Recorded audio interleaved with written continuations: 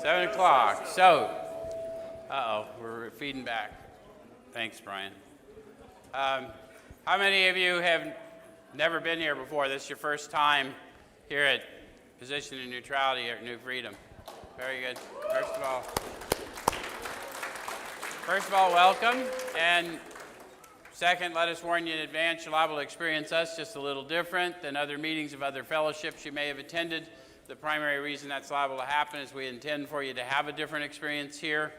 What we do here, we've been doing for lots of years now. We take a look at the suggested instruction for a step or so a week, directly out of this book, and we use this book in 12-step recovery. Why? The process described by the authors of this book has been proven to work for addicts of the hopeless variety, addicts to alcohol and other substances. So what I do here every week at this time is I try and show you how I find my experience in the book and encourage you to have your experience with it because it's a book of experience. Fair enough? Yeah. And if we both do our job, we'll share a spiritual experience in this room tonight. Yeah. So how many of you folks have been here before and can witness for these folks that does happen? So those of you online, there's a bunch of them raising their hand. When we talk about a spiritual experience in 12-step recovery, we're talking about a sensory experience. We're talking about something you'll feel, something tangible. So when you feel it, I'll know, and I'll call it to your attention, because we would cheat you to talk to you about the power we call God without giving you a demonstration. For those of you who are programming here, and if you're new here, first of all, welcome home. And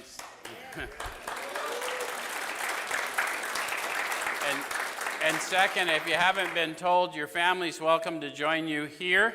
And also at the Saturday Recovery Church service that Chaplain Lee does, your family's welcome in the building to spend that time with you. And in here, we love to have them and celebrate your return with us. And so it's an opportunity to get to see them, at least in this setting, so that you know. And I think, Chap, are you still signing up for the baptism at the end of the month? So if any of you want to get baptized here in the atrium pool on the 30th of the month, you'll need to get with Chaplain Lee pretty soon. So that being said, tonight we're in step 12, which means we ought to experience a little power, more than a little power. What is the goal of 12-step recovery? Well, that's a byproduct, but the goal, clearly stated in the step, is to awaken. Correct? Awaken to what? The Spirit within me, who I am and whose I am.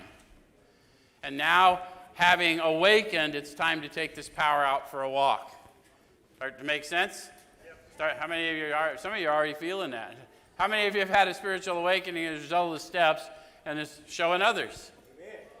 Amen. Okay, so we're talking about some power. A bunch of you feeling that power. Got a room full of junkies here. Good deal. So, who's feeling the power I'm talking about? Yeah, a bunch of you, yeah. Yeah, that's happening within you. It's not happening from here. It's happening within you as we come to know one another here in Him. So, we're in chapter 7, working with others, and they start out with some promises and some conditions. See if you can identify some. They say practical experience shows that nothing will so much ensure immunity from drinking as intensive work with other alcoholics. It works when other activities fail. You folks hear some promises? Yep. What'd you hear?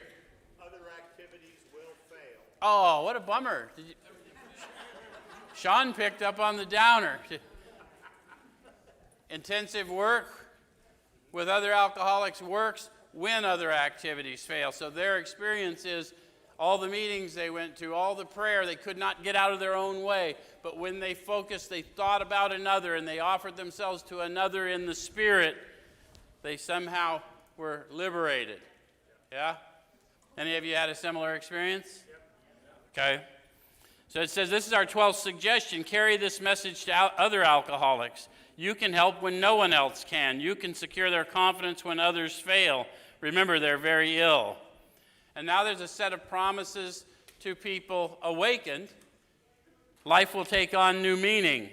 To watch people recover, to see them help others, to watch loneliness vanish, to see a fellowship grow up about you, to have a host of friends. This is an experience you must not miss. These folks argued over every word. This is a book of their testimony, the first 100. They said the words they meant, and they meant the words they said. They didn't say this is a sight, although they talked about a sight. They didn't say this is a sight you must not miss. They said this is an experience you must not miss. How many of you have figured out that we see with different eyes when we're awakened? Yes. Some of you felt that. So it's a full body experience when we're sharing the Spirit with somebody who desperately needs it, yes? Okay. So we know you'll not want to miss it. Frequent contact with newcomers and with each other is the bright spot of our lives. Perhaps you're not acquainted with any drinkers who want to recover. You think that's true in Phoenix, Arizona today? We chuckle at it, but how many of you have met drinkers who do not want to recover or seemingly do not want to recover in places you found strange? Like in the room. Yeah, to Sean's point, have you met people in recovery rooms who seemingly did not want to recover? Huh.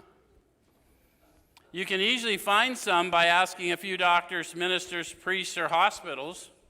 They'll be only too glad to assist you. Don't start out as an evangelist or reformer. Why? Yeah, it kind of turns people off. That's why they say we try and carry this message. They didn't say we try and shout this message.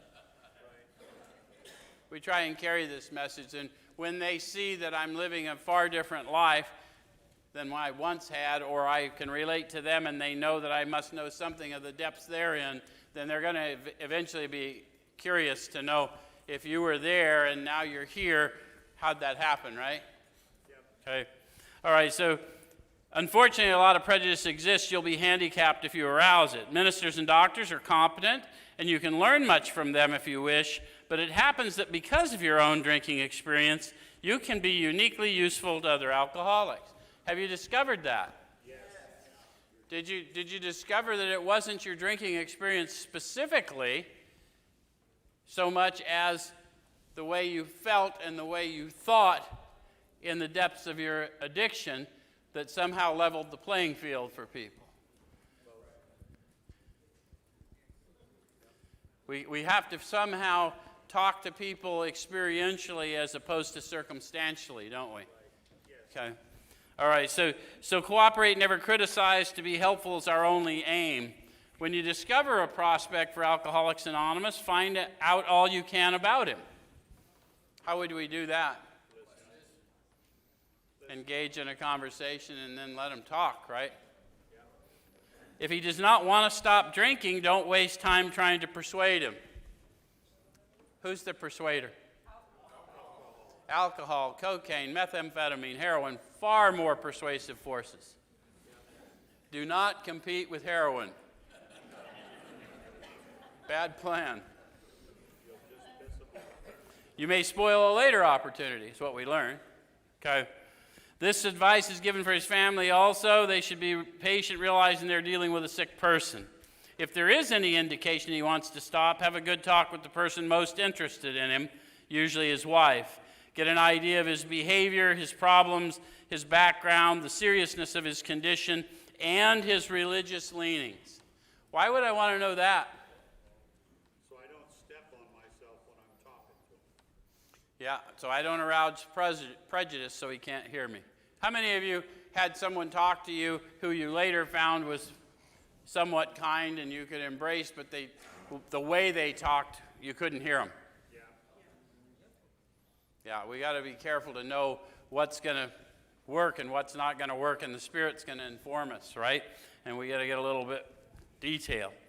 You need this information to put yourself in his place to see how you'd like to approach him, or you would like him to approach you if the tables were turned. When they did this in the day, they would pray and meditate as a group about that, so you know. How would I like to be approached if the roles were reversed based on this information, and the Spirit will inform, right? I want to jump from there, though, because I want to talk more about what our modern experience is. So I'm over on page 91 for anyone following, and they say, see your man alone if possible. How many of you, those of you that are endeavoring to work with others, how many of you find it sometimes complex to see your Man or woman alone? Get in the car. Sean kidnaps them. How many of you have found that they're kind of swarmed sometime? Yep. Where's my new people? How many of you have felt like you were getting swarmed by people with a lot of opinions about your life? It's not as useful as we think, is it? We don't mean any harm, but people are zealous, and so they come and they say, here, read the first 164 pages. You got a sponsor yet? And they don't. They're like, dude, I came in here to pee. So, how many of you have learned to go to the meeting before the meeting after the meeting, try and do a little help? Yeah, the old timers told me, if you come before the meeting and after the meeting, we'll tell you who we really are. During the meeting, we're going to tell you who we want you to think we are. So at first, engage in general conversation. So what's that look like? Haven't seen you here before. You work in the area? Did you see the game last night? What do they usually hear? Just what we just said. You got a sponsor yet? Right? Okay. After a while, turn the talk to some phase of drinking. Tell him enough about your drinking habits, symptoms, and experiences to encourage him to speak of himself. You guys know your drinking habits, symptoms, and experiences? It's a good idea if we learn to talk about that not in Alcoholics Anonymous. You know what I'm talking about? We start talking craving and obsession, and they automatically know right where we came from. How many of you did an inventory and you found out that you desperately wanted to stop long before you could manifest any outward action to show it?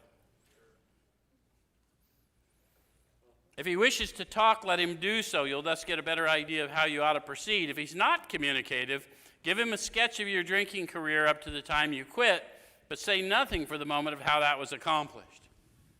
Why do they caution us about that? Can't push on a rope. I'm not sure I know exactly what that means, but I got a picture of what it looks like. How many of you that have been at this a little while, if you're honest with yourself, know how your sobriety was accomplished? I used every day no matter what. If they didn't chain me up or lock me up or whatever, I mean, they had to hold me down and keep me held down, or I did not stop. And if they let me go, I went and did it again. And then one day, pow, it never happened again. Yeah. What happened? Yes. I can't tell you nothing about how, but I can tell you all about who. Does that make sense? But if you're not ready to hear it, it sounds a... It's like, why is that old fucker yelling, Joe? Okay, so if he's in a serious mood, dwell on the troubles liquor has caused you, being careful not to moralize or lecture. Have you ever tried to level the playing field by describing yourself in disparaging terms? Sometimes we do that. We should not do that. I hear people sometimes at the podium thinking that's being humble, saying, oh, I was a thief and a liar, or I was a piece of trash. No, at my best and at my worst, I was a child of the living God. Amen. And I needed to awaken to that fact, but that did not diminish my identity. That's important in a room like this. Your identity is what it is, regardless of where you've been. So it says, if his mood is light, tell him humorous stories of your escapades. Get him to tell some of his. How many of you got some humorous stories? If it was all not fun, we wouldn't have stayed out so damn long, would we? Okay. All right, so when he sees you know all about the drinking game, commence to describe yourself as an alcoholic. Tell him how baffled you were and how you finally learned that you were sick. So, how baffled were you? Totally bad. How did you finally learn you were sick? I tried to kill myself. Any of you relate to what Sean's talking about? Any of you got your own? How many of you still struggle with the idea you're sick and that you just make bad choices? Okay, so we need to be honest about that because if that's true, then we deny the fact that there is such a thing as mental illness.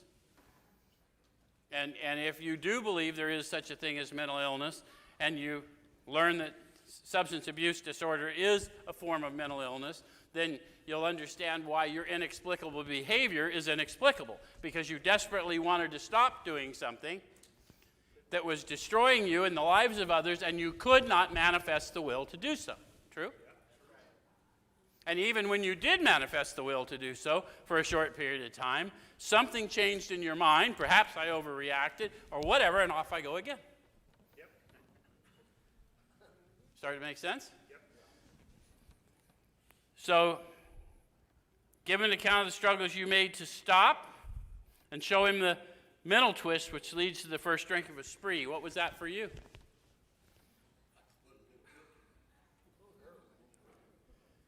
How many of you had a little clean time? And then maybe you're working a job and everyone had kind of a rough week, and somebody said, hey man, it's been a rough week. We're going to go have a few blasts after work. Chill out.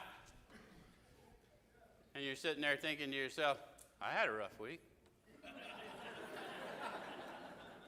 I'd like to have a few blasts and chill out. Why can't I? Any of you has ever had such a thought? Did you guys find out why you can't? I did too. They went home. I went and lived under a bush. That's why I can't. Right? I have a very different reaction than other people. And I'd rather listen to their story than mine, because mine's going to suck. So we suggest you do this as we have done it in the chapter on alcoholism. So what's that chapter? Chapter 3. So the reason you might want to read this book is because they're teaching us how to fish. Now that we've awakened, we're going to be fishers of men. And this is how we're uniquely qualified to help people that have suffered from this affliction, right? Yep. So they talked to us about Jim the car guy. You guys relate to Jim the car guy? Didn't have drinking problems till he was older, but all of a sudden when he found alcohol, he was in it to win it. And he lost his car dealership as a result of his drinking. And then he had to go to work for the dealership he once owned. And on his way to work at that dealership that he once owned, he was a little agitated. Any of you ever had to take a diminished job and you were pretty grateful to get the job, but by the time you were getting ready to go, you're a little pissed that you had to go? That's what happened to Jim, and when he got there, he had a few words with the boss, but nothing serious. Any of you ever go and tune up the boss? So after he had done this little thing with the boss, bright idea comes to him. You know, although I'm at the car dealership where people come to buy cars, I believe I'll go out in the woods and look for people to buy cars who don't come to car dealerships. Any of you ever go to the dope house to see how the fellows were doing? Show them how good I'm doing? Any of you ever do any of that? So on his way to the woods where these car buyers hang out that don't come to dealerships, he went by a roadside place. They had a bar in there, but he didn't worry about that because he don't pick up no matter what. You ever heard that bullshit? So he goes in there, courageous and unafraid, orders a sandwich and a glass of milk, and then suddenly thought comes to him, you know, a shot of whiskey wouldn't hurt on a full stomach. So he ordered another insurance. He ordered another sandwich and another glass of milk and shot the whiskey down, and the experiment went so well, he had another. And another, and then off to the asylum for Jim. Any of you relate to anything like that? How about the jaywalker? Keep hitting yourself on the head so you can't feel the ache. Remember the guy with the hammer? Okay. Okay, so do you relate to any of those stories? All right, so it says if he's alcoholic, he'll understand you at once. So unfortunately, you've just caught alcoholism. Well, it depends on your attitude, how bad a case you have, right? So he'll match your mental inconsistencies with some of his own. So what we're doing is we're just feeding them some information from our experience and taking a look at it and seeing how, if we got the real deal. When they say a real alcoholic, what are they talking about? Page 21. Seldom mildly intoxicated, always more or less insanely drunk. A real Dr. Jekyll and Mr. Hyde. They define it precisely. Any of you have a little personality change when you drink? Where's my drinkers? Physical craving, mental obsession. How many of you, when you went to the hospital, you didn't appear to yourself to be nearly as drunk as the blood alcohol meter said you were? Always more or less insanely drunk. Dude, you should be hospitalized. Hence my arrival.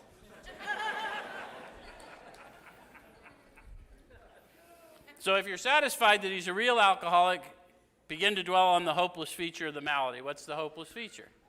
Back to Sean's point. When I put it in my body, how many of you are drinkers? When you drank, did you find that it energized you? Yes. Alcohol is a sedative. That's an abnormal reaction to a sedative. The doctor opined all these years back that may be the manifestation of an allergy, that phenomenon of craving. Instead of being sedated, I'm energized. That's how I stay up all night so I can drive through the night. With one eye. But I'll be awake when I wreck it. Anyway, and then the mental obsession. Even though I've gotten to a point where I know it's not safe, I can't seem to bring to consciousness with sufficient force the memory of suffering of even a week or a month ago, and I'm without defense, and off I go again. Does that make sense to anyone? Yeah. All right. So we're going to start to dwell on the hopeless feature of the malady, the fact that my knowledge of my condition is not going to save me. Show him from your own experience how the queer mental condition surrounding the first drink prevents normal functioning of the willpower. We've talked about some of that already. I want to remind you that sometimes in the rooms people will make stuff up that isn't in this book, and I'm not trying to be a legalist, but these guys meant the words they said the words they mean. So we say, what is alcoholic insanity? And someone will inevitably chime in doing the same thing, expecting a different result. Not according to this book, and not according to my experience. Because I did the same thing with no expectation of a different result. This is going to suck, watch! Bring a camera. We're probably going to get arrested tonight.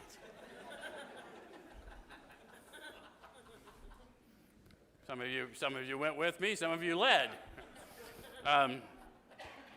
Don't at this stage refer to this book unless he's seen it and wishes to discuss it, and be careful not to brand him an alcoholic. Let him draw his own conclusion. If he sticks to the idea that he can still control his drinking, tell him that possibly he can if he's not too alcoholic. So guys, we're not throwing him under the bus. At that point, if we're talking to them and we're leveling the playing field and they are looking for an argument, they're looking for a reformer, I'm not going to give them that. I don't know your condition. What difference does my opinion of your condition make anyway? Zero. Makes no difference. So the idea is, if I tell them, you probably can pull it off. I don't think you're addict enough. I promise you, no one wants to be told they're not addict enough. Yeah. They will tackle you. Wait, you haven't heard my other story. Yeah. True. So if he's severely afflicted, there may be little chance he can recover by himself. Continue to speak of alcoholism as an illness, a fatal malady. Talk about the conditions of body and mind which accompany it. We've started talking about that, this weird reaction that when I put it in my body, no matter what my need or desire, I tend to overshoot the mark with some frequency. Any of you had that experience? Yeah. Set out to just do a little and then did a little more than a little? Yeah. How many of you are sitting there going, yeah, it's happened to me, but it doesn't happen every time? Where are you? Someone in the room. It doesn't happen every time. Do you know which time?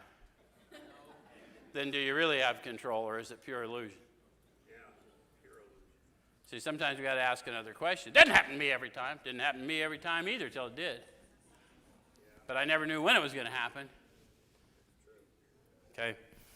Talk about the conditions of body and mind which accompany it. Keep his attention focused mainly on your personal experience. Explain that many are doomed who never realize their predicament. How many of you know that's true? Yep, because we go to celebrations of life around here all the time, don't we? Many are doomed who do not realize their predicament. Doctors are rightly loath to tell alcoholic patients the whole story unless it'll serve some good purpose, but you may talk to them about the hopelessness of alcoholism because you offer a solution. What's the solution we offer? Religious idea and a simple program of action. It might be the process initially, but the common solution we share is the Spirit that we've been talking about all night. Can't transmit what you don't have, but if you've awakened, you'll be able to share the Spirit. And once you start sharing the Spirit, you're going to be informed about what they need. It's the way it happens, right? You'll soon have your friend admitting he has many, if not all, the traits of an alcoholic. How many of you were denying it right up until the time you met somebody who wasn't judging you and you thought they might have an answer and you spilled it? If his own doctor is willing to tell him that he's alcoholic, so much the better. Even though your protege may not have entirely admitted his condition, he's become very curious to know how you got well. Let him ask you that question if he will. So here's the big question. What if he doesn't ask? Wait. Go on and talk about something else.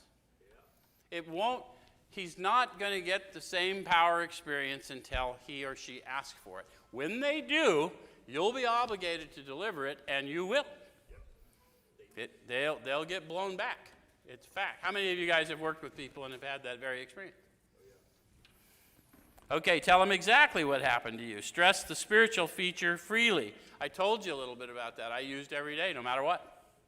I was in a coma for 8 days, got out. As soon as they rehabbed me so I could walk and feed myself again, I went with my ass hanging out across the parking lot and got a beer. Drunk like me can't even hardly use a beer, but I went and got it because that seemed indicated. That's the kind of crazy that was going on in me. And then one day shortly thereafter, it never happened again. I can tell you nothing about how that was accomplished, but I can tell you what I do know of who accomplished it. So make it clear that he does not have to agree with your conception of God. That's in italics. Why do you not have to agree with my conception of God? Because it's going to be inadequate anyway. God's much bigger than my conception or yours, and God's not a conception. God is an experience, the subject of my experience, not the object of my belief. I'm not talking to you about my beliefs. I'm talking to you about the power that animates me. I'm talking to you about resurrection power flowing in my veins. I'm talking about something that picked a dead man up and took him in another direction. That's what I'm talking about. Not theoretical, right? Some of you are feeling that, right? Okay, so it says he can choose any conception he likes, provided it makes sense to him. The main thing is that he be willing to believe in a power greater than himself and that he live by spiritual principles. That's in italics, so I want you to know how important that is. That you believe in a power greater than yourself. It does not say God. It says that you believe in a power greater than yourselves. So we first come to believe in an illness. And once I know I have an illness that no human aid can conquer, then I'm humbled or at least submissive to some other potential. That's what happens. So the process, to Sean's point, the process may introduce me to that before I realize what the power's doing in me. But I would say to anyone who says, I don't believe in a power greater than myself, then what the fuck are you doing in a room like this? You're wasting valuable high time. If you don't believe that heroin, methamphetamine, cocaine, whatever brings you to these rooms is a power greater than you, then there's no reason to be in here. Ain't no theology going to help that. No power either. Again, did I get a little animated? It happened. I told you it's important. We gotta. It's not right for me to sit back quietly while you let fear rob you of your own life and say nothing when I'm empowered to say something. And it's not my opinion, just my experience. And I know that I would not have been led to you if that power didn't want you to come out. When dealing with such a person, you better use everyday language to describe spiritual principles. There's no use in arousing any prejudice he may have against certain theological terms and conceptions about which he may already be confused. Don't raise such issues no matter what your own convictions are. I'm going to jump from there over to 94. And it says, outline the program of action explaining how you made a self-appraisal, how you straightened out your past, and why you're now endeavoring to be helpful to him. So they're telling me to detail for them how I did a self-appraisal, which is a description of my fourth step, arming myself with the facts about myself, yes? So in order to tell him how I did that, or her how I did that, it would seem logical that I would have done that. Yes. Right? The reason the steps are in order. I'm not going to have the power to do that until I've encountered power in 2. That's where I'm going to come to believe in power. I'm going to have an encounter. And though I had certain theological ideas, my mind is now informed by power, peace, happiness, and sense of direction flowing into me. And I'm now preparing in prayer to look where? Inward. Where the power is found, yes?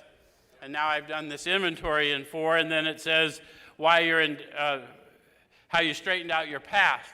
When did I start doing straighten out the past?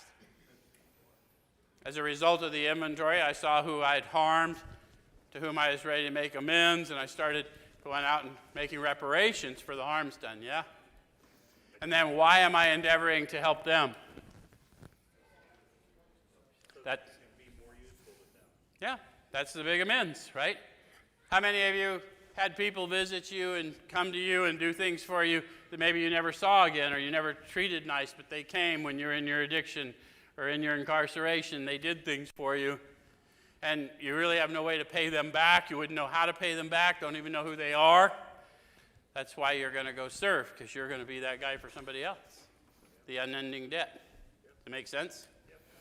And the reason I'm endeavoring to do that is I know a debt that I cannot pay that's been paid for me. Right? Okay. So it's important for him to realize that your attempt to pass this on to him plays a vital part in your own recovery. Actually, he may be helping you more than you're helping him. Make it plain he's under no obligation to you, that you hope that only he will try and help other alcoholics when he escapes his own difficulties. Why do I hope that for you? Because it leads to long-term sobriety. And it leads to a life without as much attachment, which means without as much suffering. Because it causes me to confront my old ideas. It allows me to focus more on what your needs are. And inevitably, if I can see your needs and ask for power to meet them, that power will flow through me, and whatever it is I needed will flow through me. Just the way the thing works. Does it make sense? Suggests how important it is that he place the welfare of other people ahead of his own. Make it clear that he's not under pressure, that he needn't see you again if he doesn't want to. And you should not be offended if he wants to call it off, for he's helped you more than you've helped him. So at first they said that he might be helping you more, and then they reminding me, because right, the 12-step experience is guaranteed only to the person that's, it doesn't matter which side of the table you're on, right? I'm not empowered to get your spiritual experience. I'm seeking mine, and you'll get yours or yours, because one Redeemer, one solution, but does it make sense? I'm still looking for my experience. You should not be offended if he wants to call it off. He's helped you more than you've helped him. If your talk has been sane, quiet, and full of human understanding, you've perhaps made a friend. How many of you had a 12-step call, talked to somebody, made a friend, and then it took years for the relationship to develop, and maybe you did more with them? Yep. Maybe you've disturbed him about the question of alcoholism. This is all to the good. The more hopeless he feels, the better. He'll be more likely to follow your suggestions. How many of you know what they're talking about? Did you have some suggestions you were willing to follow at some point, and you felt fairly hopeless for a while prior? How many of you just knew one day, I really need to try and do some of this crap they're suggesting? I knew that I had to get through an inventory. Anyone relate to what I'm saying? I had been in AA for years and years and years, and then I had been out for years and years and years, and I was strung out on all kinds of things. I was really sick. And I knew I had to find someone that could help me do a 4-step. I knew that had to happen. I didn't even know what a freaking 4-step was, and I knew that. And so I found a guy. I had DT so bad I could not write. Couldn't hold my hand steady, couldn't nothing. This cat sat down, he wrote down every word I said. He asked me questions, he wrote down every word I said. My vocabulary was better than his, so I had to spell them all too. But the fact is, when I was done, he turned it around, and I realized that what I had written about was a dead man. And the man sitting before him was alive. True? Okay. I didn't feel much better than death warmed over, but I was alive. Looked much better either. That's true. That's true. So the more hopeless he feels, the better he'll be more likely to follow your suggestions. Your candidate may give reasons why he need not follow all the program. How many of you have had that experience with someone you're working with or yourself? I don't need to do all of it. I was at a seminar at a convention not too long ago, and the question was asked of a guy who was supposed to be a 12-stepper. Do I need to take people through their steps? Oh, no, you can go plan parties, you can, get a job at the food bank. Well, that's a fucking lie. You can do anything you want. But the only way I'm ever going to unpack my guilt, shame, and remorse is to use that experience that I thought was a wasted life to avert suffering for others. So don't let anyone tell you don't need to follow all of the program, because the only reason I did any of it was to take the power out for a walk. Okay. All right, so he may rebel at the thought of a drastic house cleaning which requires discussion with other people. How many of you have encountered that? How many of you thought that way? Me too. I told you it took all those years to get to a 4-step. And you know why I didn't want to do a 4-step? Because I knew I was going to have to do a 5th step. And then it was going to uncover shit, and I was going to have to pay it all back. And I'd have never stole that much if I knew I had to pay it all back.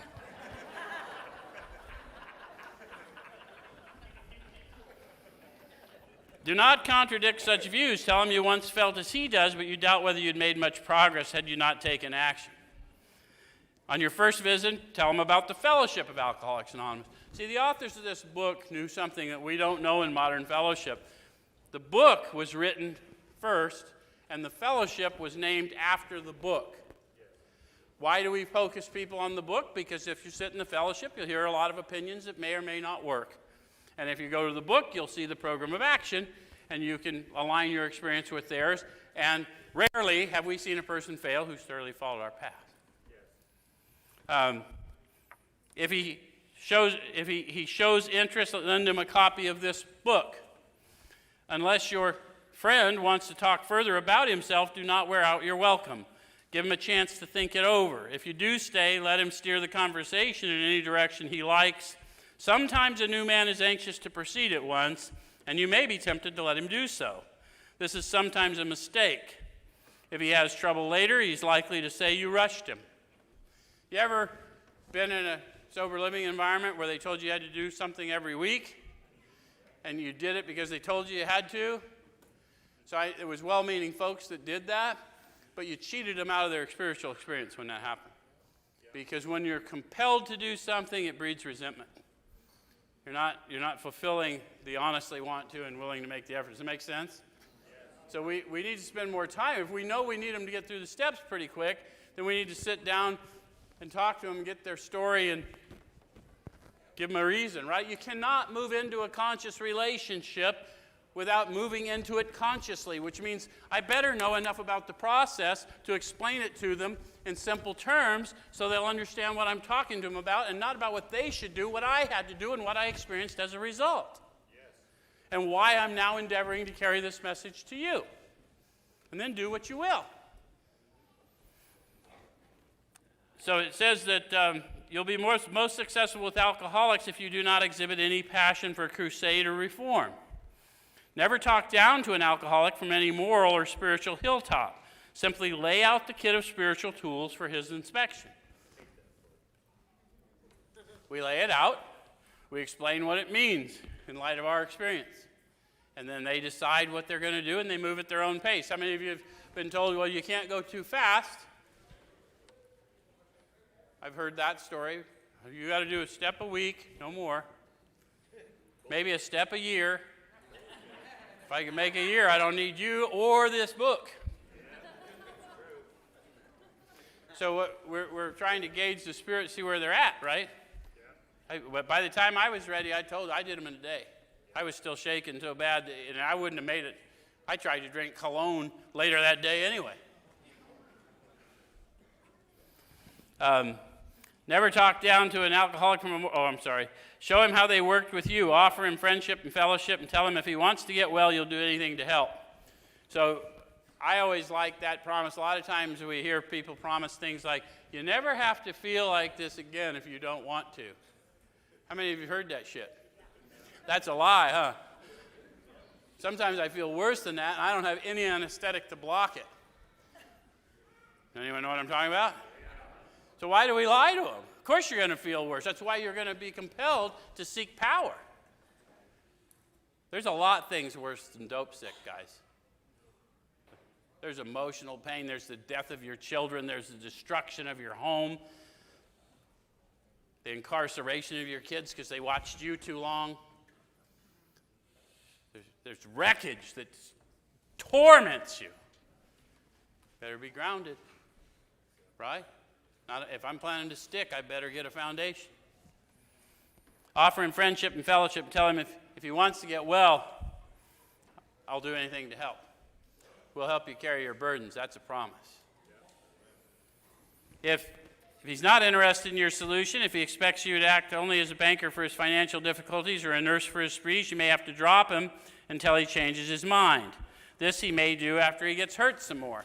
So don't read into that we fire him and some of the things. You can't fire him because you didn't hire him. You have a new employer. Your job assignment that day was them. But sometimes if my help is not being experienced by them as helpful, I need to stand back and let them have their experience because that's how we wake up. Okay, so I'm going to go over to page 96. Do not be discouraged if your prospect does not respond at once. How many of you have had that happen? Yep. How many of you were a prospect that didn't respond at once? Okay, so that's nothing to get her knickers in a knot over, right? Search out another alcoholic and try again. You're sure to find someone desperate enough to accept with eagerness what you offer. They're telling you a little something about fishing for men. They'll accept with eagerness what you have to offer, and if they don't, that's not your guy, or it's not your harvest. It's a time to plant. We find it a waste of time to keep chasing a man who cannot or will not work with you. If you leave such a person alone, he may soon become convinced that he cannot recover by himself. To spend too much time on any one situation is to deny some other alcoholic an opportunity to live and be happy. One of our fellowship failed entirely with his first half-dozen prospects. He often says that if he'd continued to work on them, he might have deprived many others who have since recovered of their chance. So you know who they're talking about. They're talking about Bill Wilson. So his first half-dozen didn't work, but he finally, when he went to Ohio and he met Dr. Bob and he started in this journey, millions have recovered because he didn't quit at 6 and he didn't keep chasing. And among them are us.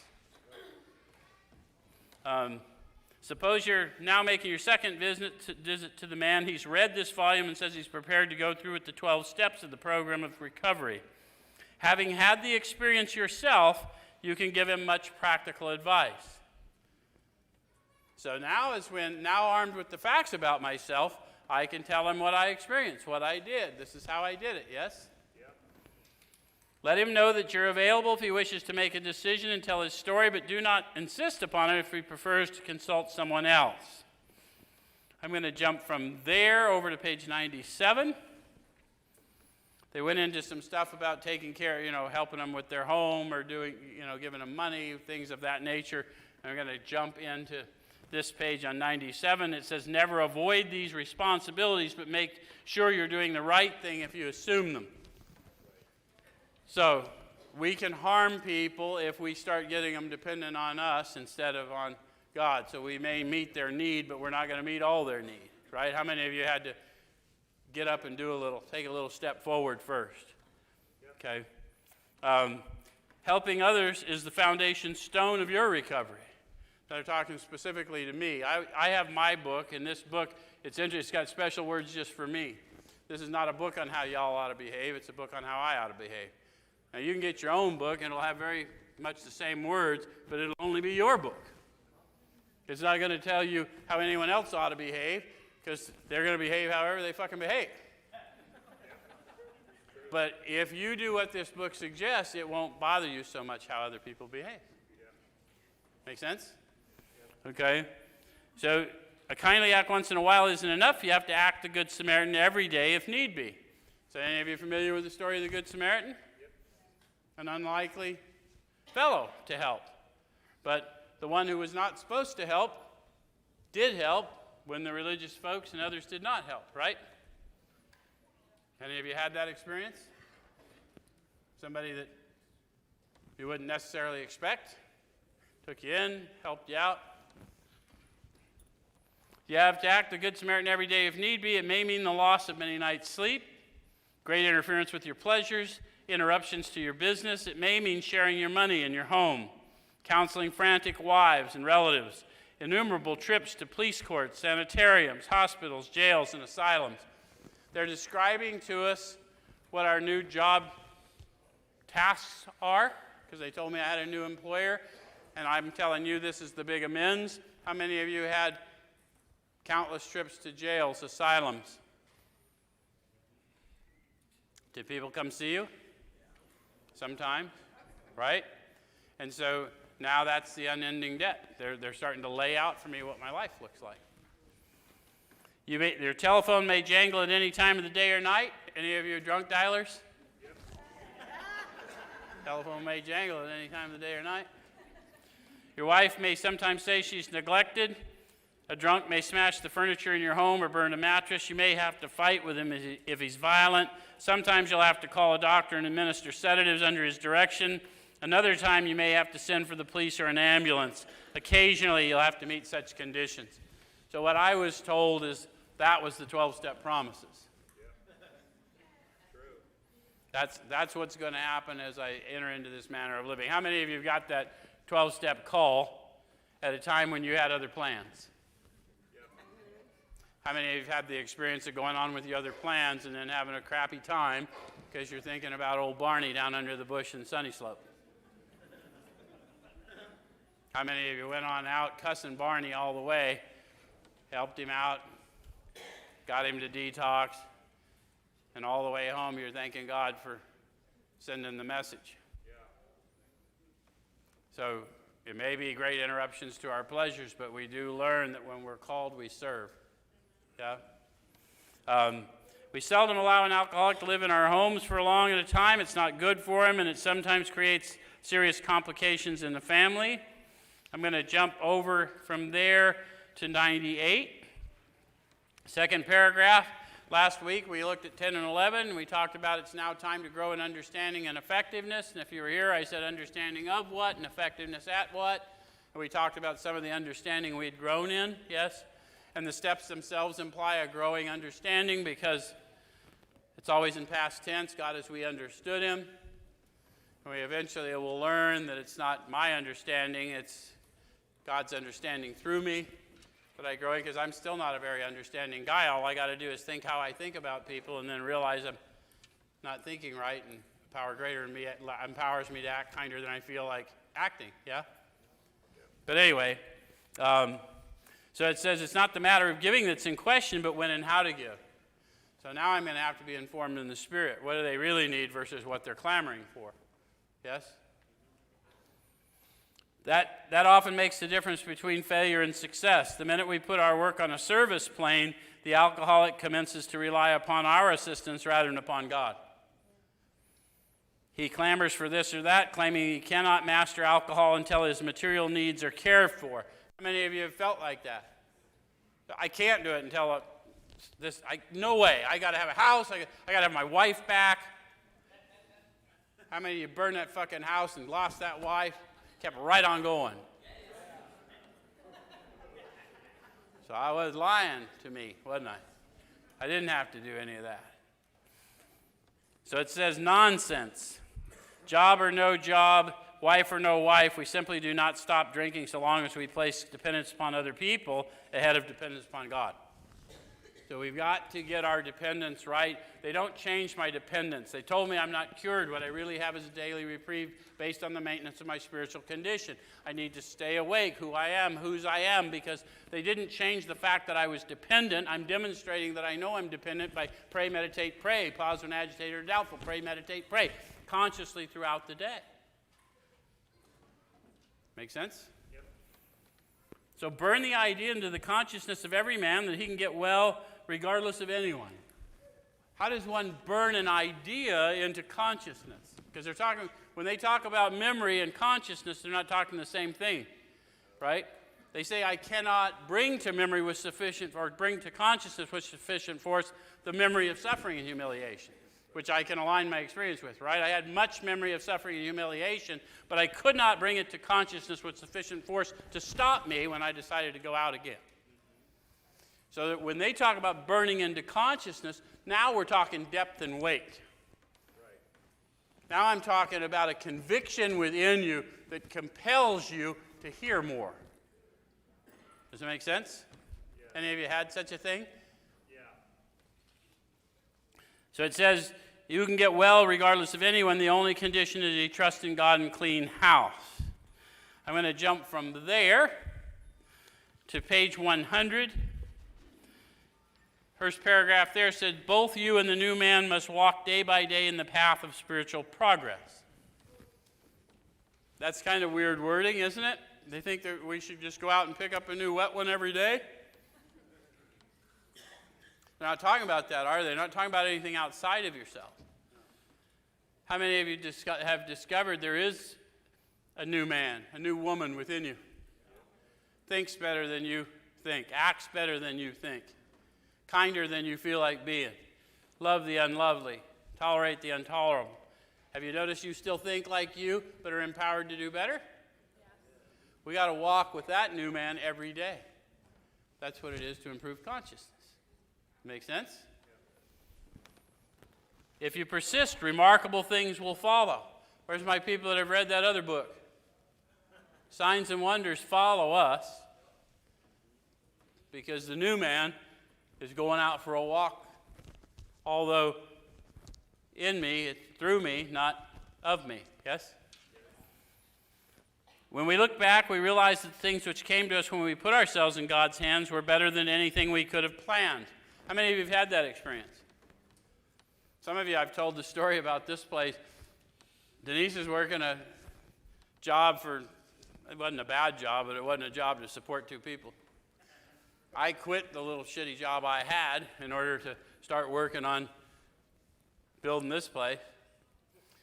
And everyone said, you're nuts. And I said, I may be, but God told me when I met Joe Chiapetta to quit whatever I was doing, find out how to help him achieve his dream. So I quit whatever I was doing, and for 3 years we lost everything. We went to the food bank, and we worked there so we could get a little extra food, and we ate from that, and our cars got repossessed, and then someone gave us a car to use to get places. So we never missed a freaking meeting. We never missed one opportunity to serve, but we never owned a damn car, but our debt went away. And now at the end of the story, fast forward, we were trying to get, someone came to a CMA meeting I was doing. CMA. You know who goes to CMA meetings, right? CMA people. So I'm in this meeting, and these Asian people, could hardly speak English, came up and said, do you want a church? I said, what? They said, we own a church. Do you want a church? Well, by golly, I guess we do want a church. We're gonna build a reentry center for people coming from prison, and we're gonna put 20 beds in this church. We did everything we could to get that church zoned to put 20 people coming from prison in. Could not get it done. And then one day we met the people that helped us with this, and we went and met this fellow owns the largest marijuana distributorship. True story. And we pitched him on this bright idea. We got hundreds of men and women coming from prison, and we're going to put them all in one building, so it will be easier to get all their needs met. And he's like, sounds like a great idea. Here's a list of properties. So we got this long list of properties, and the very most expensive property on the list was what you're sitting in. And everyone said, don't look at the most expensive one. It's all true. So don't look at the most expensive one because that'll never fly. We'll never. And I said, nope, that's the one. Because it's the very first project I was ever a construction manager on back in 1982. I built it in 1982.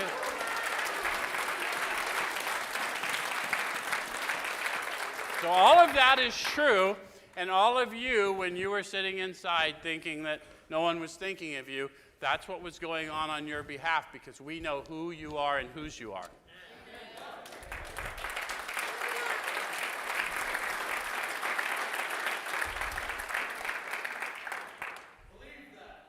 All true. It's all true. I can even show you where we spoke the vision before we moved in here. So it says, follow the dictates of a higher power, and you'll presently live in a new and wonderful world, no matter what your present circumstances. I was homeless back when I came around, and I will tell you, if those of you have been homeless, one of the things that you learn about homelessness is although you may get freed of addiction, your circumstances don't improve very fast. So I was instantly transformed, but it took years before all this manifests, if that helps you understand. So stay in it. Surround yourself with people. We've built a community here. This is our relevant religion. The lame walk, the blind see, the captives are set free. That's what we do here. Every day, all day. Yeah? So follow the dictates of a higher power, and you'll presently live in a new and wonderful world regardless of your present circumstance. Next week we're in 1. Thanks.